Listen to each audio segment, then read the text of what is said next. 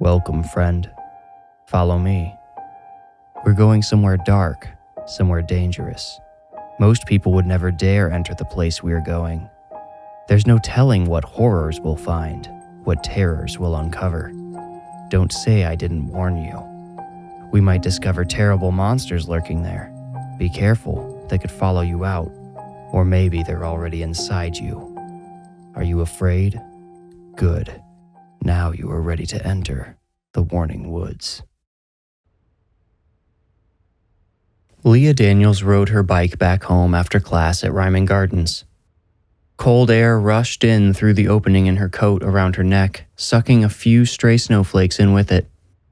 There wasn't enough snow to affect her traction yet, but she could see it beginning to condense on the pavement. Taking her mother's advice to enroll in Iowa State University's horticulture program had been the best, and one of the only, decisions she'd made for herself in years. She didn't care too much about getting a degree, but she thought some education about the plants she could apparently command and control might come in handy. She would try to find electives related to animals and bugs, too. She, unlike her supposed father locked in prison, wanted to use her gifts for capital G good, to bring balance and justice to nature. Due to her mother Casey's chronic underemployment and Leah's continuously stellar performance in school, she'd been able to secure a Pell Grant in addition to a collection of smaller scholarships, so the price of college wasn't an issue for her as long as she continued living at home. Fortunately, her aunt and uncle's house was less than a mile from campus. Unfortunately, she didn't have a car. Some days she rode the bus and probably would do so tomorrow if this falling snow stuck, but most of the time she enjoyed riding to and from class on her bike, a part of the world rather than separate from it. She hopped off in the driveway next to her uncle's car and punched in the garage code. The door opened on an empty garage, which meant her Aunt Lindsay had taken the van and probably her cousin Dennis somewhere. She stood her bike far enough to the side to let Lindsay park when she returned. She entered the kitchen through the garage and froze overdramatically when she stepped into a crossfire of gazes. Her mother, Casey, and Uncle Guy leaned on perpendicular counters. Leah sensed she'd interrupted a serious conversation. "Hey, how was class?" Casey asked, inauthentically cheery. "Fine, what's wrong?" Leah asked. Guy looked down, shaking his head and chuckling. "Can't get anything past you," he muttered. Casey slid an envelope off the counter and held it between both hands, the addressed side facing away from Leah. "That for me?" she asked. "It is," Casey replied. Her fingers gripped tighter, crinkling the envelope's edges. She said, "You're an adult now, so I can't keep this from you. Otherwise I would. If you want to open it, I won't stop you, but Leah, I'm not sure it's a good idea." Leah said, "Well, why don't you tell me what it is and let me decide for myself?" "Leah," said Guy, "really think hard about this, okay? You have no idea what might be in there." "I'm guessing it's a letter," Leah slyly replied. Casey flipped the envelope around and handed it across the kitchen. Leah reached out, but before the envelope touched her fingers, she already read Uno Doe scratched at the top of the return address.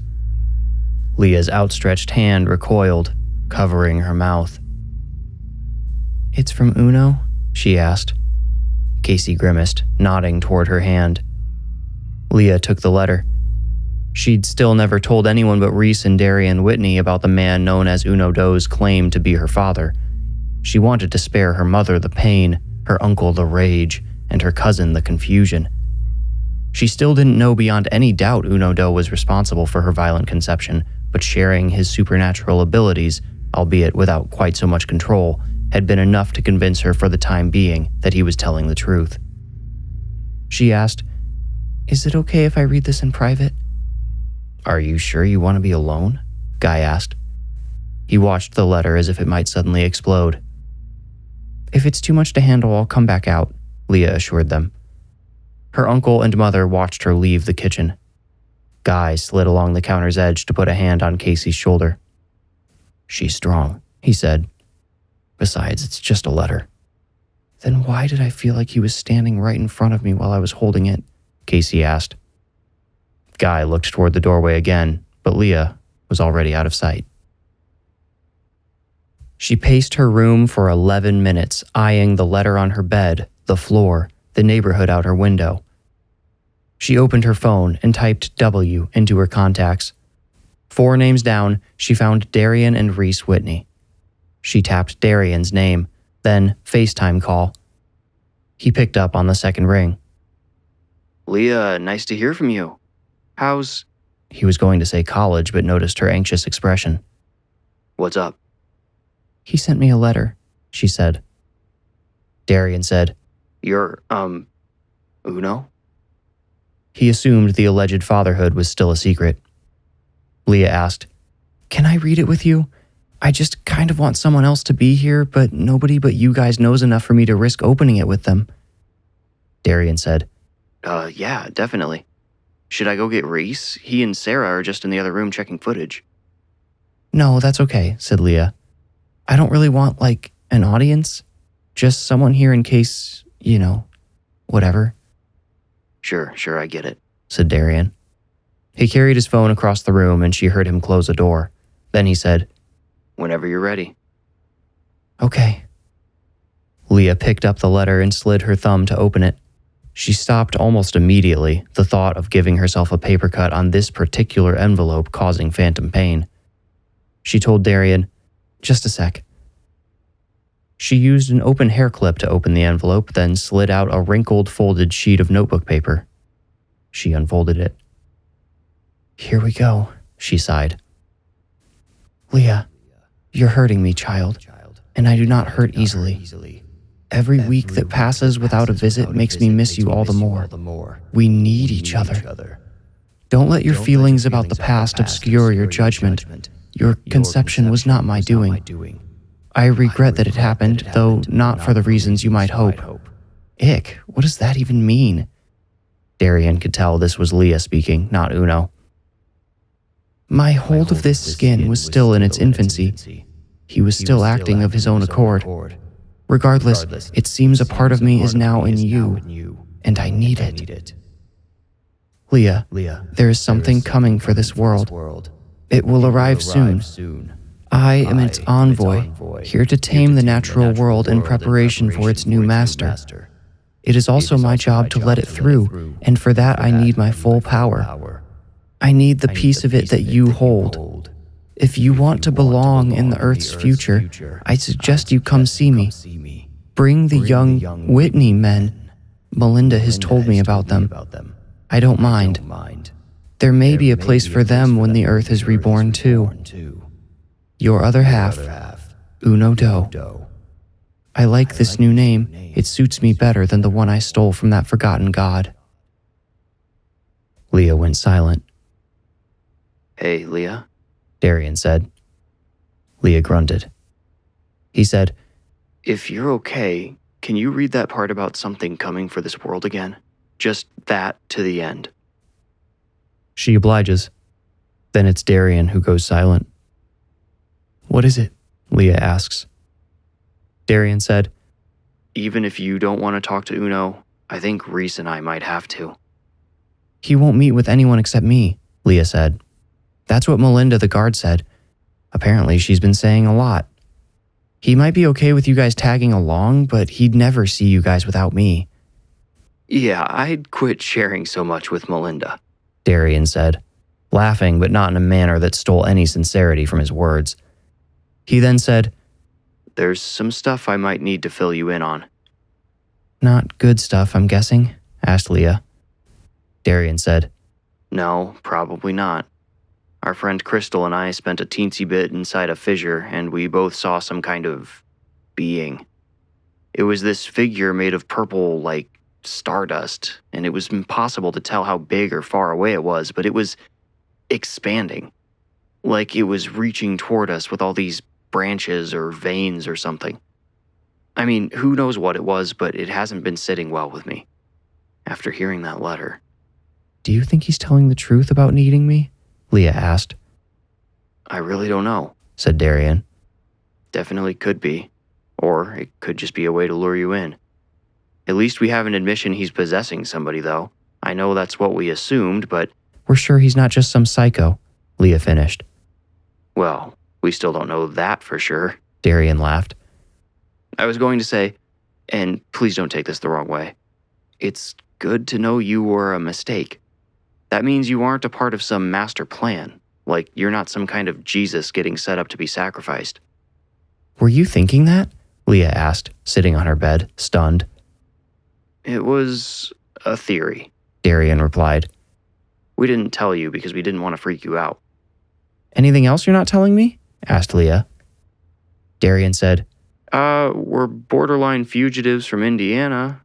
We're laying low at home for a bit, just going through some of the stuff we got up there, trying to figure out what it means. I'm sure it'll blow over soon. A few seconds of silence passed before Leah said, I think I'm ready to see him. If you think this might be something important, I can do it. Are you sure you'll be okay? Darian asked. Leah said, It doesn't matter, okay? We have to figure out what he knows. Darian said, I'll talk to Reese about when we could get to Ames and let you know soon. Thanks, said Leah. Let me know and I'll set it up with Melinda. Oof, have fun with that, said Darian, attempting to bring levity to the end of the call. After they hung up, the weight of what they'd discussed still hung heavy on each of them, though. Before giving Leah a date, Darian and Reese decided to call their personal possession expert, Gabby Pons. She sounded excited to hear from them. They'd talked occasionally over the past few months, and each time the brothers thought she sounded a little more energetic and, at times, even positive. So, what's he locked up for? Gabby asked after Darian introduced the topic of Uno dough. Darian said, He kidnapped a kid. 2, actually, including Leah. That's how she met him. Did he claim possession at that time, or did that come later? Asked Gabby. Reese said, Shoot, I guess you'd have to ask Leah. Is the demon ever not in control? Asked Gabby. Darian combed through his previous conversations with Leah for any mention of Uno dropping the Cernunos persona. He said, You'd have to ask Leah, sorry. We should figure out how to get you two to meet. She could tell you way more, and I want to know if you can sense whatever's in her. I think I sorta can, but it's hazy. I'd very much like to do that, said Gabby. Then, You've mentioned her power before. Any developments there? Reese said, She's taking classes at ISU to get more of a grip on it, but otherwise, no, as far as I know. She's like, I don't know, a scooter with a jet engine attached to it. If she opens it up a little too much, she loses control almost immediately. That's a little outside my wheelhouse, but I would be open to meeting her when time allows, said Gabby. She added, Small world. ISU is where I taught until my research got a little too speculative for academic tastes. So, Darian started, not yet sure what he was about to say. Gabby gave him time to figure it out. He said, If this Uno guy is really, truly possessed, got any pro tips for us? Uno will be restrained? You'll be separated? Gabby asked. Pretty sure, said Reese. Gabby said, You'll need to be. My first advice would be no physical contact. The second piece, I think you already know, but let me remind you. Do not take anything he says at face value. Possessing spirits are deceitful. They're subverters. Not only do they lie, but they'll use anything they can to manipulate you. They'll scrape at any vulnerabilities deep within you, such as what the one that followed me from the Hotel Moss did to me. When they try to do this, trust me here, you need to laugh at them. Laugh and call out their lies. Exposing them is the quickest way to diminish their power. Literally laugh? Darian asked. Gabby said, Laughter gives power to those around you too. It's a rallying chant, a war cry. Darian thought about telling Gabby about the purple entity in the fissure, but decided to wait. Before burdening her with that, he wanted to speak to Uno. Instead, he asked, Anything else? Gabby said, You know what I'm going to say. Be careful, you two. I know you can handle a lot, but don't start believing you can handle anything. You're good at finding friends to help you. Lean on them, myself included. Hell yeah, said Reese. They all laughed, a rallying cry against the shadows lurking at the edges of their conversation.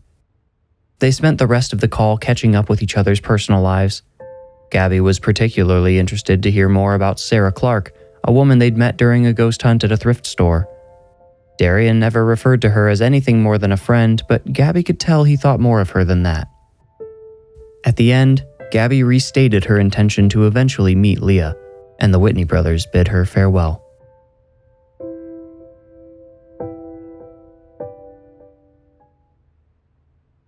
Melinda Wayne met Reese, Darian, and Leah in the Othan prison lobby.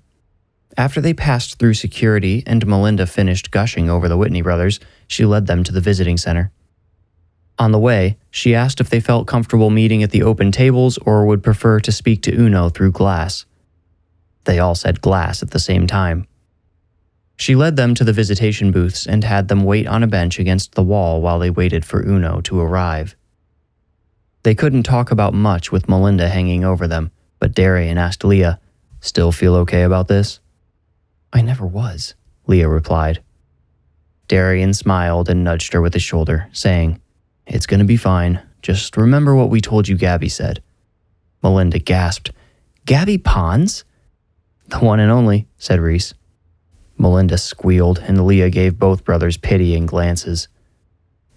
The moment ground to a halt with the croaking of a door on the other side of the glass. A correctional officer entered, pressing his outstretched arm against the door to hold it open. A preamble of light chains played Uno Do into the room. Darian glanced at Leah to gauge her reaction. Stoic. Guarded. Uno's orange jumpsuit hung off his thin frame like a parachute that fell on top of him. His arms and legs barely moved as he shuffled in, hands shackled in front of him to a leather belt around his waist. He wore shackles around his feet as well, though his frail steps left plenty of slack in the chains. Darian felt a vacuum pull toward Uno, similar to the sensations he'd experienced near the fissures separating the Earth from the fifth dimension. Uno looked rather powerless at the moment, but Darian couldn't deny he sensed something in the man behind the glass, and it alarmed him.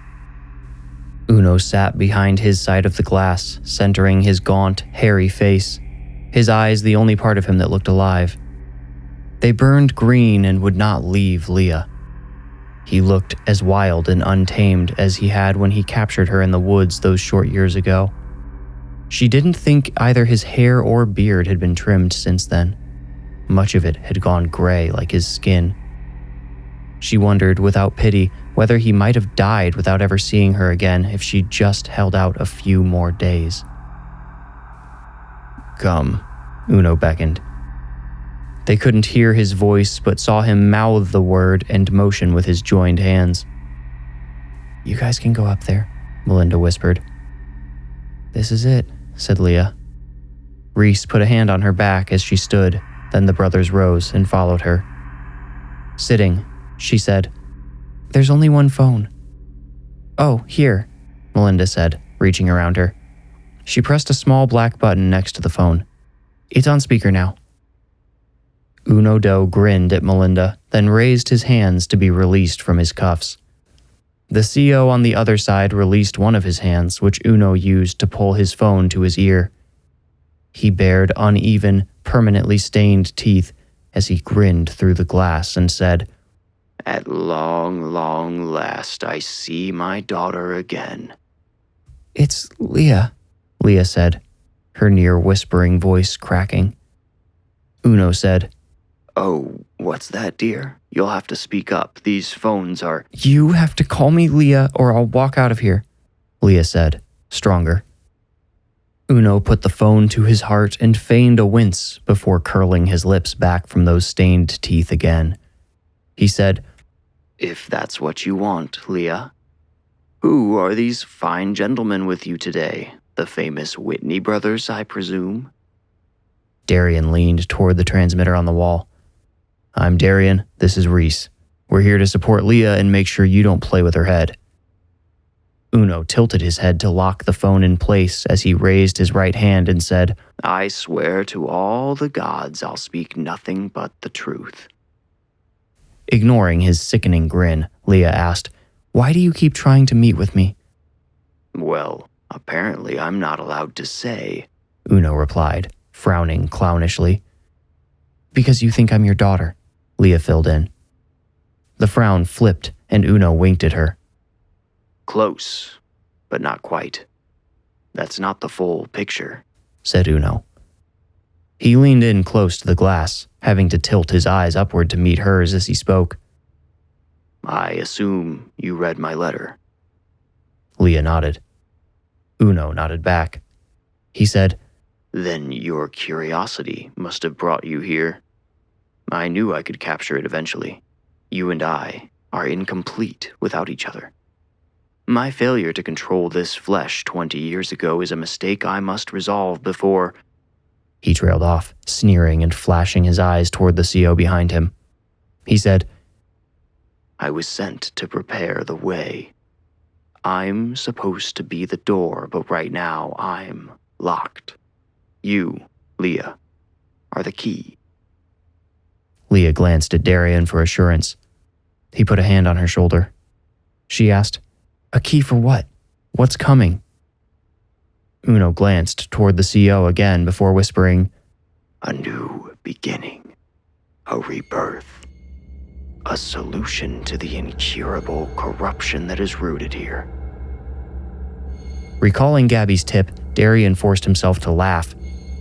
Reese and Leah looked at him like he'd lost his mind. He stretched his mouth into a smile and, still laughing, said, "The apocalypse depends on you?" Reese picked up on what was happening and laughed as well. Leah could not. "When's it coming?" she asked. Uno smiled at Reese until he stopped laughing, then did the same to Darian. Turning back to Reese as he answered, he said, "Soon. There won't be a moment wasted before the new beginning, but first must come the end. And before you tell me how you're going to resist what's coming, to stop it, you must know this world was already lost long before you were born. The fate has been coming for ages. No one can stop it now. If they ever could have, the chance is now long gone." "The fate?" Reese asked. Uno ignored him, focusing on Leah's contorted face. "What happens if I don't help you open the door?" Leah asked. "If it can't be stopped, why is it so important that I do whatever it is you need me to do?" The confident sneer disappeared from Uno's face. He leaned forward again, suddenly looking rather small. Hair fell over his eyes that he didn't clear out of the way. He said, "You can burn a house down without going inside." "So this thing is still going to destroy the world?" Darian asked after a pause. "Yes," said Uno. "Nothing will be salvaged. It will eradicate everything you know down to your very souls, and it will simply move on. If you want to save anything at all, if you want to secure a place in the world that comes after—" His eyes locked onto Leah's. "You must help me." "I just don't get what I'm actually supposed to do," said Leah. "You're locked up in here, where you should be, and I'm out here." "My stone," Uno said. "When you finally stop denying the inevitable and are ready to accept your role, your responsibility to the fate, meet me there. I'll show you the way. All of you." He said this last with a meaningful glance at Reese. Darian noticed. It deepened a growing confusion in him. Darian had noticed Uno seemed particularly interested in Reese. It could have been nothing, but at the same time, a man speaking about the fate of the world with such conviction didn't seem like someone to do anything coincidentally. Fortunately, Reese seemed unfazed by the pointed attention. As if he could speak telepathically to his brother, Darian thought, "Remember what Gabby said. Every word out of this guy's mouth is meant to trick us." But then, why did he find himself believing Uno? He had every incentive to doubt his apocalyptic warnings, but couldn't fully reject them. He'd seen that purple figure in the fissure with its tendrils reaching out, searching. Leah said, "You got 40 years. Are you even going to live that long?" No one will, said Uno. He let this linger. Slowly, he set the phone down on the small counter in front of him and raised his free hand to his chin. He slid his fingers upward, over his lips, stopping at his nose. He covered his nostrils and, although they could not see his mouth, they could tell he was smiling. He closed his gleaming eyes and leaned back. Leah turned to Darian, who shrugged. Uno's eyes snapped open, focused on Reese, squinting with glee. He reached toward the phone, letting his hair hide his face. He picked it up, saying, "You have a story here popular with the children. Jack and the Beanstalk. You've heard of it?" Reese nodded. "Let me ask," said Uno.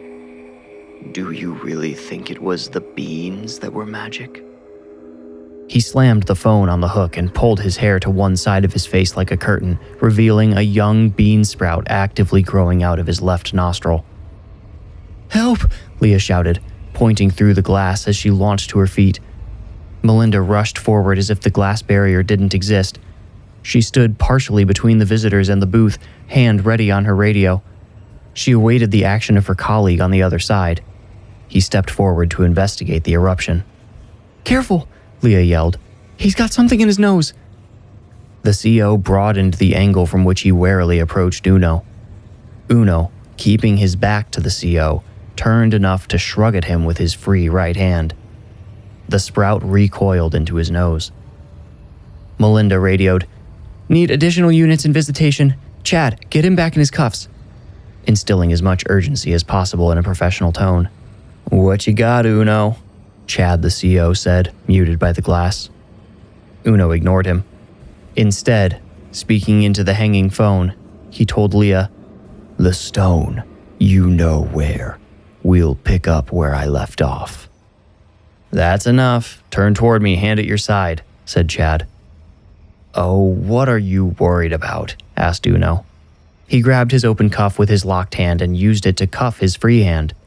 He shrugged once more, saying, "We're all good, sir." "Don't listen to him. It's in his nose," Leah screamed. Uno smiled at her. Darian joined in. "Sir, really, you gotta... He's dangerous," shouted Reese. "On our way to visiting," a deep voice said through the radio. Chad threw up 4 fingers to show Melinda he was code 4. Everything fine. Then came another radio transmission. "Anyone else seeing that cloud to the west?" Uno leaned toward his hanging phone.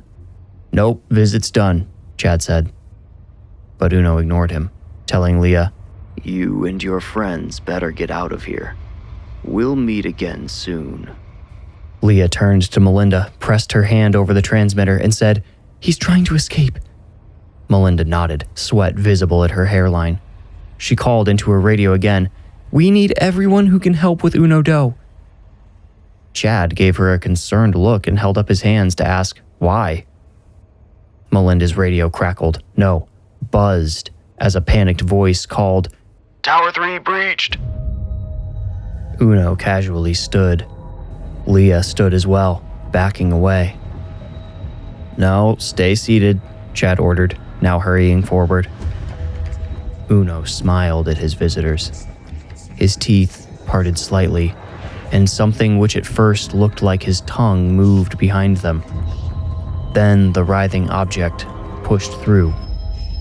Leaves sprouted around his lips before he threw his head back, swallowing them again.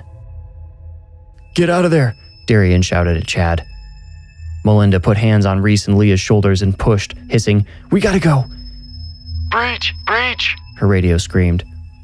"Lockdown initiated," a second voice said. Melinda swore. They heard Chad yell, "Hey, what are you?" then scream as Uno twisted around. Chad drew his club but only struck one useless blow to Uno's shoulder before Uno pinned him against the wall and opened his mouth. Writhing sprouts folded out.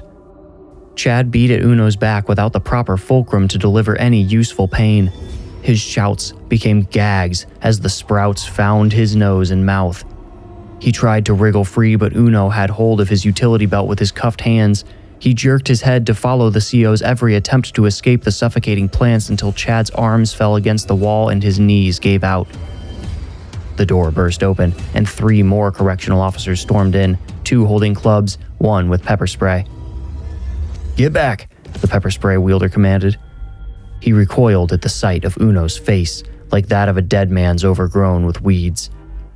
The 2 armed with clubs commenced beating Uno's back and shoulders hard enough to do some damage. He let go of Chad, letting him slump to the floor. Melinda stood at the exit door, waving to the camera. Nothing was happening, though. She knew they were locked in, but couldn't accept it. During Uno's entire imprisonment, they had one rule: don't let him have any plants.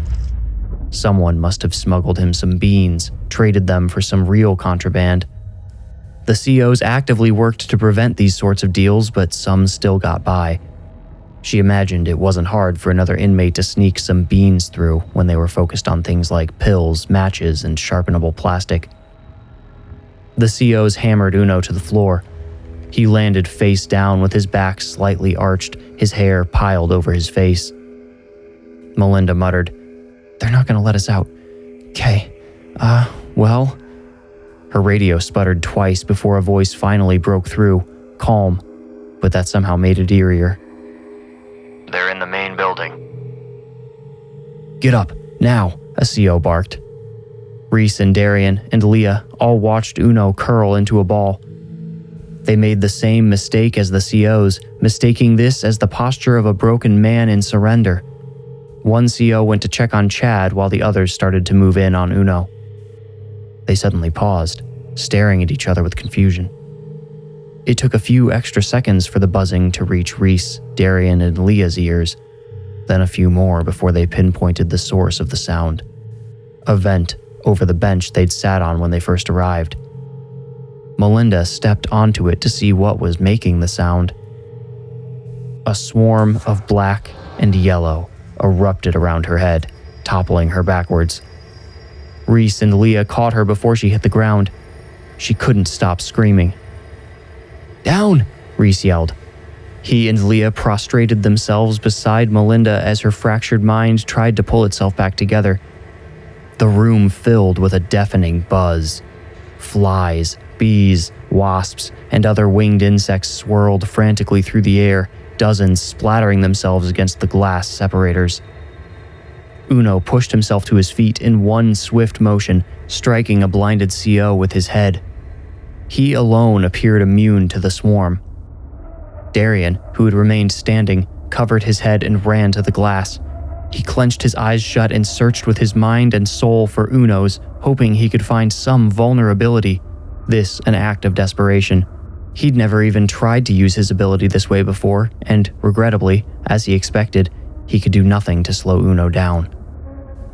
The swarm assaulting the COs left the rest of the open space for Uno to stand freely. He held his arms out straight at his sides and spread his legs, tipping his head back and letting the bean sprouts pour freely from his mouth and nose. They climbed up and around his arms, down and around his legs. The ends of the sprouts began to turn upward as tiny blossoms formed, then opened. To Darian, it looked like a time-lapse video. Melinda screamed into her radio, "Let us out! You have to let us out!" A wasp landed on the same hand clutching her transmitter and buried its stinger between 2 knuckles. She released the radio and batted the wasp away.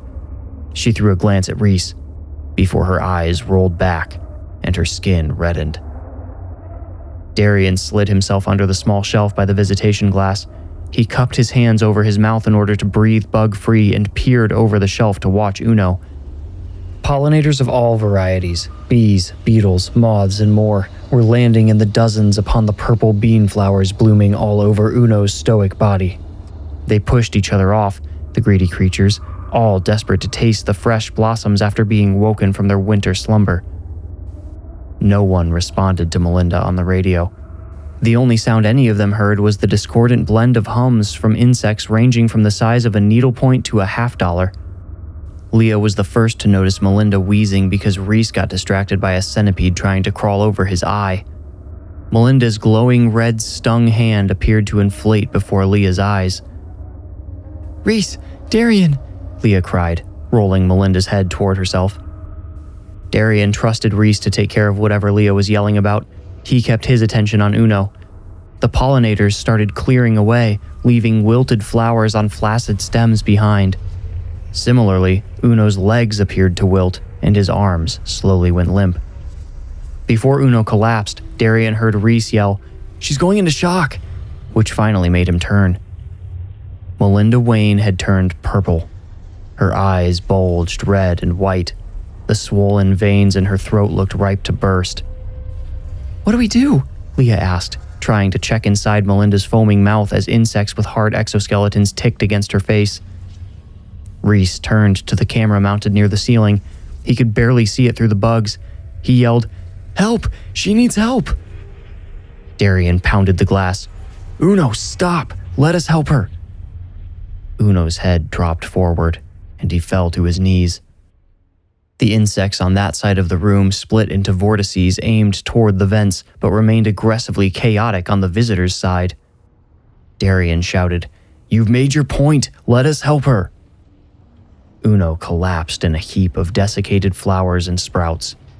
His face turned toward Darian before striking the ground. His mouth and nose were both full of stems to the point they looked ready to tear. It would be impossible for him to breathe anymore, Darian thought. But looking in the man's once green, now grayish eyes, Darian doubted he needed to breathe anymore.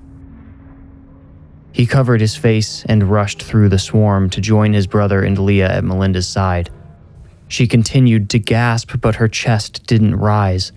She couldn't get any air in. "What happened to her?" Darian asked. Leah said, "She got stung. It's anaphylaxis." "What's that?" Darian asked, swatting mosquitoes and gnats away from his ears. Most of the bugs had started searching for ways out. They seemed disinterested in the people they'd been attacking up to then. Reese said, "It's an allergic reaction. She must be allergic to wasps." Darian swore. He grabbed Melinda's radio and shouted, "We need help, ASAP. One of your guards isn't breathing." "Do we do CPR?" Leah asked. She smacked a mosquito that had landed right on Darian's jugular. "Not if her throat's closed," Reese said. He asked Darian, "Did they get Uno under control?" Before Darian could answer, the door behind them made a knocking sound and cracked open. "Whoa, whoa," someone shouted as insects began pouring through the new opening in search of less crowded vents. "Come on," Reese said, taking one of Melinda's arms. Darian took her legs, leaving the other arm for Leah. Ducking correctional officers quickly replaced her and Reese. They waited until Darian passed by, carrying Melinda's feet to slip through the door themselves. It closed behind them. "Set her down," one CO said. Darian obeyed. There were few bugs in this room. The CO started to check Melinda over as he radioed for additional medical assistance. Someone told him ambulances were already en route. Darian supposed they would also need one for the CO Uno knocked out and, of course, one for Uno himself. "What happened to her?" one CEO asked. "A wasp stung her," said Leah. "That's what I thought," said the CO. "Remember when that one chased her through the parking lot?" "Psh, yeah," the other CO laughed. They were obviously trying to offload some stress because neither of them smiled for more than a second. "Is someone coming to help her?" asked Reese. On cue, the next door opened. A man and woman dressed in light blue uniforms carrying a heavy first aid pack and an AED, respectively, charged in. They took positions on either side of Melinda. The man opened the pack while the woman checked her pulse. "Hey, you three," a man in a different uniform holding the door open said. He gestured for Reese, Darian, and Leah to follow him. Out in a long, white hallway with a gray concrete floor, he said, "I'm Lieutenant Miller. Bad timing for you guys to be here. You can't leave, but I want to get you away from all the excitement." "Shouldn't we stay with her?" asked Leah.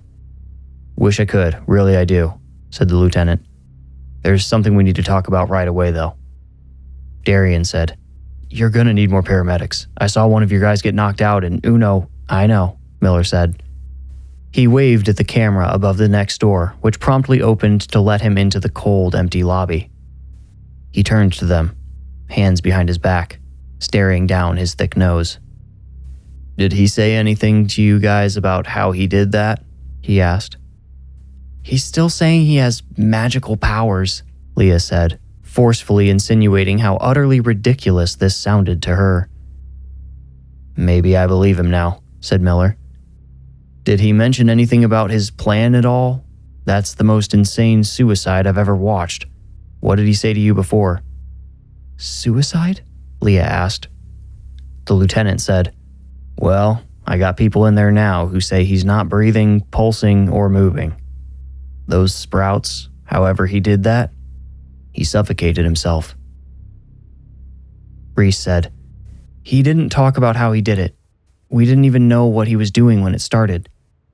He just talked about wanting to, get to know me, Leah said.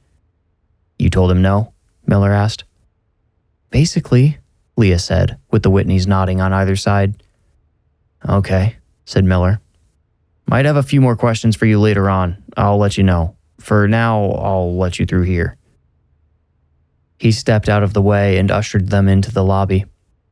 And I'll let you know when you're cleared to get out of here. They just have to do some searches. It's SOP, but for now, I'm going to go see how Chad's doing. He pointed to his earpiece and said, Melinda's going to be all right. Thank you, Leah said.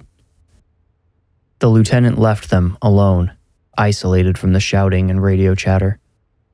Seats lined two walls, but they all stood anyway. Reese frequently glanced at their car in the parking lot, a mere 50 feet away, yet completely inaccessible due to the locked glass double doors between it and them. I can't figure it out, Leah said. Darian said, I think it's obvious he contacted those bugs, but how exactly I'm curious to know. Was it with the sprouts? Yeah, what did he do, stick beans up his nose? Asked Reese. Probably exactly that, said Darian. But if his whole plan was just to kill himself, why did he need Leah here? To make her watch? And what about wanting us to meet him at the rock? Asked Reese. The stone, Leah corrected, not really meaning to out loud. She was just trying to keep her own thoughts straight. She said, I don't think he's lying about, the fate or whatever he called it. And I don't think he's gone for good. Why wait for you to come here, though? Asked Reese. I don't know, Leah shouted. Reese nodded. Sorry. Leah put her head in her hands and dropped into a chair. Reese turned his back to her and quietly asked Darian, Do you think those restrooms are open? Darian looked at the two doors at the back of the lobby and shrugged. Reese said, I'll go check and be right back. I really gotta pee. Seriously? Darian growled. Reese said, Who knows how long we'll be stuck here? I want to be able to think straight. Then he walked away. Darian sat beside Leah. You okay? He asked. Not even close, she replied without looking up. The pregnant pause which followed eventually birthed a more meaningful response. I'm even more confused now. I hoped talking to him would clear some stuff up about why I am the way I am. Now what? I'm like a missing puzzle piece he needs to... or a key to I get it, said Darian, saving her. To end the next uncomfortable silence, Leah said, Guess the bathrooms are unlocked. The men's door closed behind Reese. Good, Darian chuckled.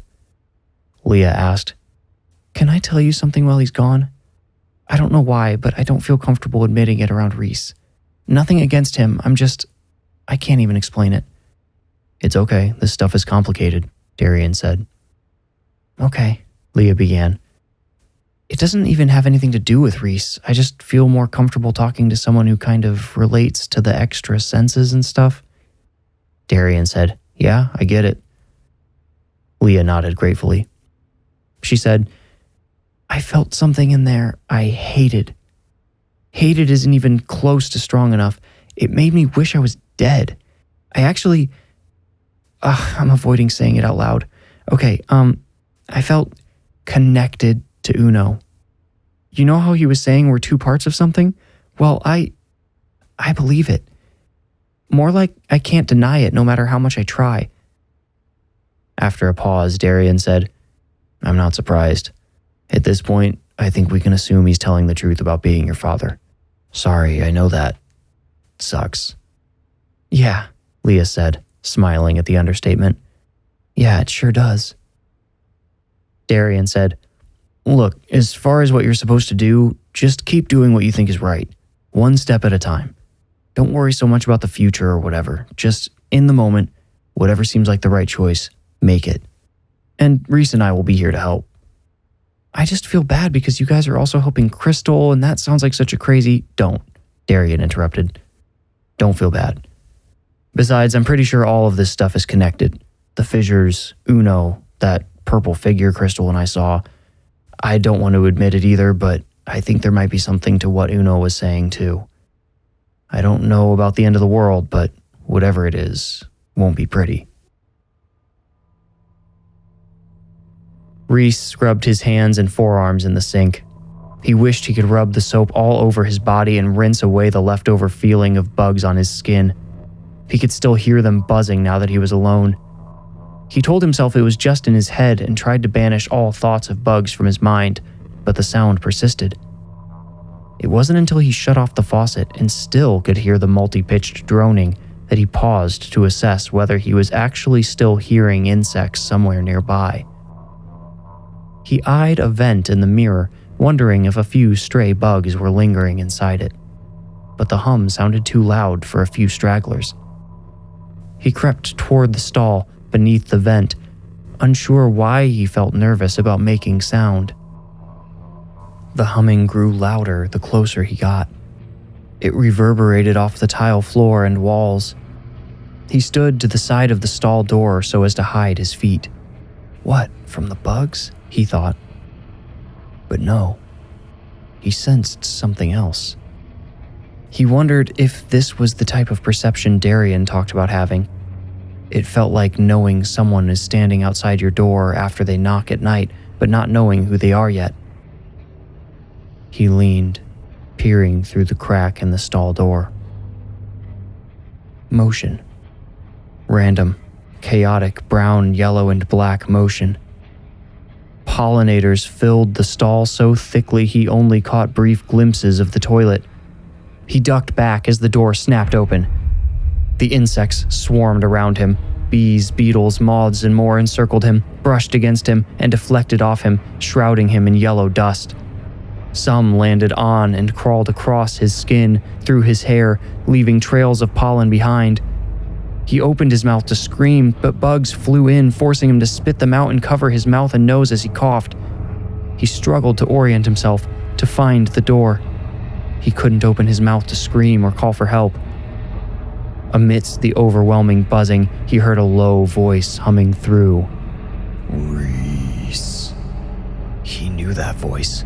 Who else could it be? The voice of Uno Doe said, I am not your enemy, Reese, nor am I the enemy of your brother or Leah. Their minds are hardened against me. They cannot be changed, so I am pleading with you to understand. Reese shook his head, the only form of resistance available to him against the assault of tiny creatures. He didn't dare keep even his eyes open anymore. His skin itched with pollen. He spat out the last of the bugs in his mouth. Uno continued. While I understand your doubts, I cannot spare any sympathy for them. We face a matter of existential significance. If you do not wish to lose your brother and everyone else you love, you must convince them to help me. They will not hear me. We must clear the way for the fate or witness the world's destruction as it barrels right through us. Don't believe him, Reese thought, but he couldn't open his mouth to laugh. And besides, no one else was around to join in a rallying war cry of laughter. Sooner than you think, you will have to believe me, Uno's voice said. He can hear me thinking? Reese thought. Yes, Reese. You are not as disconnected from other planes as your brother has led you to believe. Reese thought, don't talk about Darian. What do you want me to do? I must meet my daughter at the stone. You must get her there. When? As soon as you can. Whenever you arrive, I will be there. How? The humming changed, grew further from his ears. Reese cracked open one eye, then the other. The insects still surrounded him, but now they were all suspended in place, facing him, each and every one of their million black eyes trained on him. Because, Reese, Uno said, I will be with you. The bugs rushed in. They coated Reese's skin, crawled into his clothes. Though he tried to keep his mouth and nose covered, they found cracks between his hands and face and wriggled their way through. As the bugs assailed him, so did 100 voices speaking in broken sentences. Tell no one, Darian dies. Betray me, and everyone you love dies. Leah dies. The professor, they all die. Crystal Jennings, tell no one. They all die. Betray me, everyone dies. Finally, a vision flashed behind his eyelids, an image of the Earth from space. The planet was burning under violent flashes of purple light as big as the oceans. Reese screamed as the vision faded. At the counter, he used its edge to scrape insects off his arms, but more replaced them. He turned on the sink and splashed at them. Not a drop made it to his skin. "Reese?" Darian called in the doorway. "Hey, was that you?" Reese wanted to run to him for help, but didn't want the pollen to spread. Darian took a step into the restroom after a few seconds of no response. He saw Reese, who could not see him through the mask of insects on his eyelids. He yelled to Leah, who entered before his voice stopped echoing. She planted her feet on the tile, clenched her fists, and growled, "No!" The swarm detached from Reese in an instant, still maintaining his vague form inches from his skin. Each individual creature oriented itself toward Leah as the swarm slipped around Reese to stand between he and she. "Don't you dare," Leah whispered. The swarm became one long bullet that fired itself at Leah. Darian grabbed her. She held up her hands as he yanked her back, freezing the swarm in midair. "Reese, come on," she shouted. It took Reese multiple seconds to respond. He didn't move until Leah said, "I can't hold him forever." Reese ducked under the swarm to run past Leah and out the door. Darian gave her a subtle tug, and she stepped backward slowly. Soon, she made it through the door. Darian reached past her and closed it. "What happened?" he immediately asked. Reese was behind him, scraping and rubbing at his skin and under his clothes. Pollen covered everything, including his tongue. I'm fine, said Reese. "He just threatened me, same stuff as he already told us." "Uno?" Darian asked. "That was him," Leah confirmed, leading them in a charge toward the locked front doors. "I felt him as soon as I stepped in there." She glanced at Reese as he ran past her. She slowed slightly and stared at him. "What?" he asked. "Not now," said Leah. "What not now?" asked Darian, passing them both. "We just need to leave," said Leah. They didn't have a plan to get outside, but 2 ambulances were pulling into the fire lane in front of the prison. Teams of paramedics exited both and started running toward the doors. "Follow my lead," Reese said. He pressed both hands against the interior door. When the paramedics reached it, it clicked. Reese pushed it open, stepping into the entryway to hold the door for the medics, then desperately waving Leah and Darian through. They caught the exterior door before it shut. "They're not just going to let us drive out of here," Darian pointed out. "Who cares?" said Reese. "I can't be inside that building anymore." They all piled into the Whitney's car and headed toward the gate where they were stopped. 2 guards searched their car and patted them down before letting them through. Thankfully, neither of them thought to ask anyone's permission before letting the car leave. They'd both looked pretty shaken up and bore sting marks on their faces. Reese said, "So, don't you dare say what now," Darian interrupted. "He told us what now," said Leah. "Uno?" Reese asked. "How's he going to meet us at the stone if he didn't get out somehow?" Darian asked. Leah bit her tongue and gazed out the window. Darian looked at her in the mirror. She felt his stare and met his eyes there. She unclenched her jaw and said, "I have a feeling he'll figure it out."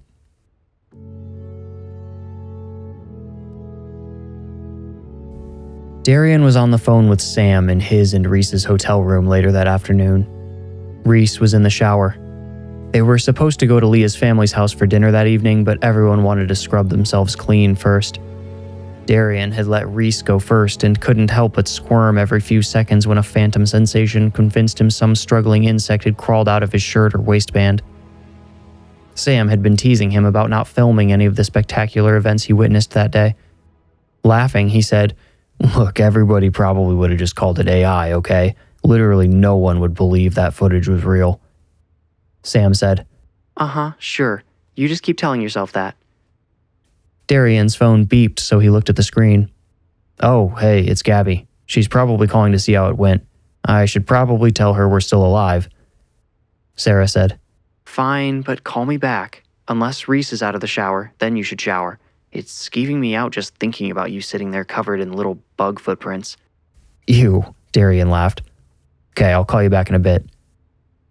He tapped to answer Gabby's call. "Hey, Gabby, we just wrapped up a little bit ago. Reese is in the shower. Buckle up, 'cause I've got a story to tell you." As Darian told Gabby what happened in the prison, she grew progressively less responsive.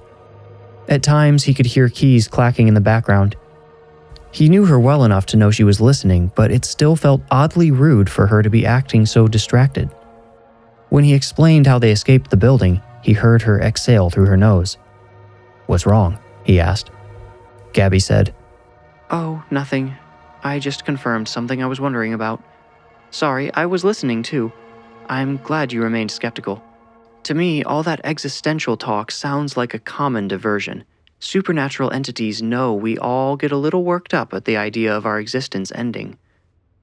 "What about what me and Crystal saw, though?" he asked. "Well, that's why I started looking into the cot house," Gabby replied. "What's that?" asked Darian. "The subject of an early case of mine," said Gabby. She said, "It's known to be infested with spirits, and 1 week out of each month the owners close it to renters due to a paranormal anomaly tied to the moon cycle. I never fully resolved it. I see they still rent it out, but it's lost some popularity." "Oh, cool," said Darian, unsure what else he could say. "Sorry," said Gabby. "You probably feel insulted. The reason I'm looking into the cot house is there may be spirits there who frequently cross the barrier between dimensions. I was wondering, when you began speaking of that figure, the fate Uno spoke of, if any of the spirits in that house might have seen it or know what it is." That's fantastic," Darian said. "So where is this place?" "That's the best part," said Gabby. "It happens to be in Ames." Darian was speechless. Ames, where Leah Daniels and her family lived, where he and Reese were right then. "How soon is the house available?" he asked. Gabby said, "The cycle must not end for a couple of days, but it will be open 3 days from now." "Can you be here?" Darian asked. Gabby said, "I've booked it. I knew I'd meet your friend eventually, but I'm glad it can be so soon. She must be so lost right now." Darian said, "She's strong, but yeah, she could use a bit of guidance I don't feel qualified to give." "And yet, there you are anyway, Darian. Just keep doing what's right. You'll steer her where she needs to go." "Thanks, Gabby." "Well, I should let you go. You should probably let your girlfriend know you'll be gone a few extra days." Darian immediately replied, "Oh yeah, maybe she'll... Well, hang on, she's not my..." Gabby laughed. "I'll look forward to meeting her someday too." Darian said, "I hope so. Thanks, Gabby." Gabby said, "Take care, Darian, and take care of Reese." Darian said, "I will." You made it out. Congratulations. If you enjoyed the story, please rate, like, review, or subscribe. For early, ad-free episodes and behind-the-scenes episodes I call Into the Woods, become a patron at patreon.com/thewarningwoods. You can also support the show by purchasing merch. The merch store and Patreon links are in this episode's description. To stay up to date, follow me on Instagram and TikTok at The Warning Woods. And when you feel ready, meet me here for another journey into the Warning Woods. Thank you for listening.